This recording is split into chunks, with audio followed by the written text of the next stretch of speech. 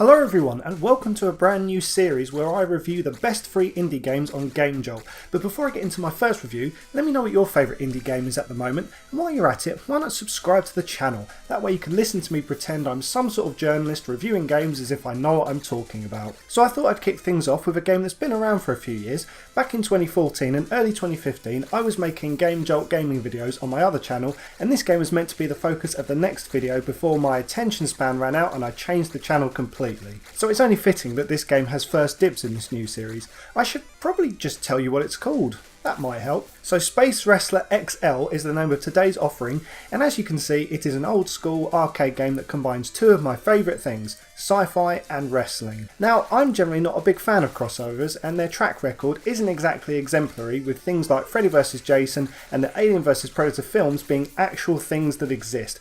I'd rather wash my pleasure department in acid and towel dry it with sandpaper than endure these films again. But somehow, someway, the combination of science fiction and wrestling works, and it works rather well, and it probably has a lot to do with the fact that it doesn't take itself seriously. So the game revolves around Mad Meteor Mike, brilliant name, who was able to harness wrestling magics to become the greatest wrestler who ever lived. He became so powerful that he was able to ascend to space wrestling, as you do. Seeking out potential contenders to his power, the Space Heavyweight Championship if you will, he now travels through space, slamming planets and conquering galaxies as he looks to cement his legacy for all time. To say that this backstory is utterly bonkers is an understatement, but this is a game that clearly has the spirit of the 1980s flowing through it, and nothing was sane back then. If my parents took the time to conceive me during that decade of dazzling madness, burdening themselves with a life enduring my stupidity, then clearly it wasn't a time for rational thought. It's a weird way to think of the 1980s, and I'd rather move on now. But all madness aside, Space Wrestler's gameplay is both simple and incredibly addictive. It's a very similar setup to Pac-Man.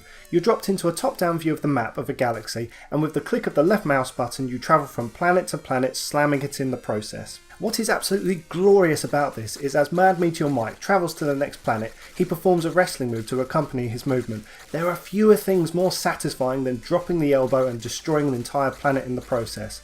Wonderful, if scientifically impossible stuff. All the while you are being chased by these alien wrestler things that look like villains from Mel Gibson era Mad Max, but as you slam the absolute poo out of planets, your wrestle power meter fills up, and once it is full you are then free to slam the ultimate poo out of these enemies.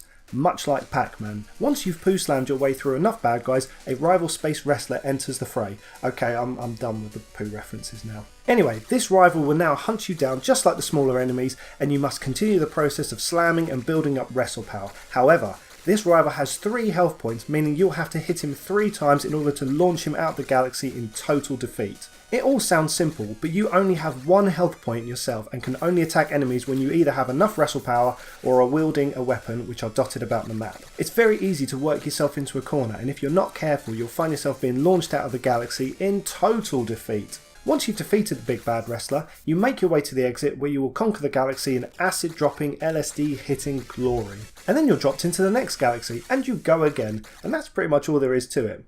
It may appear extremely repetitive, but like all the best arcade games, it is incredibly addictive and really plays into the whole just one more game mindset. You'll find yourself pushing yourself to see how far you can go and dusting yourself off for just one more game when you are beaten, all the while edging ever closer to that high score. In an age of complex progression systems and achievements, it is a joy to experience a game with simple yet compelling gameplay, all the while championing the days of a high score, when you'd walk up to an arcade machine and upon seeing your score being beaten, you'd vow revenge upon them and promise to have your way with their mother.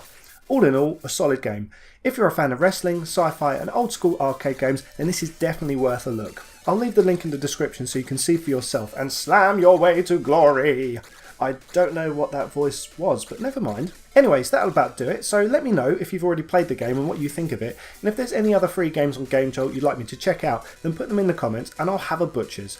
But I'm going to leave it there for today, so thanks very much for watching guys. I hope you've enjoyed the video. If you have enjoyed the video, don't forget to give it a thumbs up, and if you want to see more, hit subscribe, that'd be lovely, thank you very much, and I shall see you in the next one.